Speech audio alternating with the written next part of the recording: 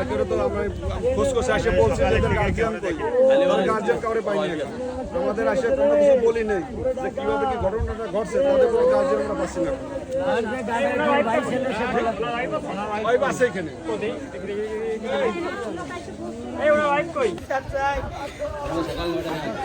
আমার আপন ভাতিজা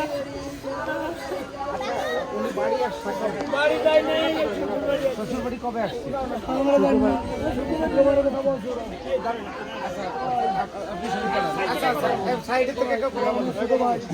পুলিশে সাব ইন্সপেক্টর ও বর্তমানে কর্মরত আছে খাগড়াছড়ি।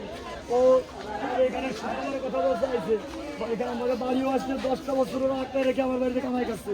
এই বউর শুরুর থেকে এই বউ আমার বাইরে আগে একবার সিটাক্সিন বড়ি গোলাইয়ে পানির সাথে ভাতের সাথে খাইয়ে এই বউ মারতে গেছে। হ্যাঁ, তারপরে আমরা চুপচাপ করে রয়েছি না ভালো হয় নাকি, ভালো হয়নি, দুটি বাচ্চা হয়েছে, ভালো হয় নাকি, কোনো লাইন আসে না। 10টা বছর আমার মা মারা গেছে, ওই বউ কোনো সময় জন্য আর শ্বশুর শাশুড়ি ওই বউ মিলে আমার বাইরে বাড়ি ঘরে তা দিলে না। এখন এই সরকারি কাজে বলে শুক্রবার আইছে, ওই বৌদি বলতেছে, আমরা জানি না কখন আইছে। বৌদি বলছে শুক্রবারে সরকারি কাজে রাত্রে আইছে। এই এখন আমি কোনো সংবাদ পাইনি কারোর মাধ্যমে। সকাল 9টা বাজে আনুমানিক আমারও ওই পাশ শিখদের বাড়ি একটা লোক মনীষ শিখদের বাড়ি, তোর ভাই মানে আর নাই ডাকলে কি করিস আমি অটো চালাই খাই ভাই। পরে আসে দেখি আমার ভাই লাশ রয়েছে, ওরা আগে কি হয়েছে পানিতে লাশ রয়ে আমার বাইরে নির্মম মারিয়ে লাগছে ভাই। আমি এর সুস্থ বিচার চাই।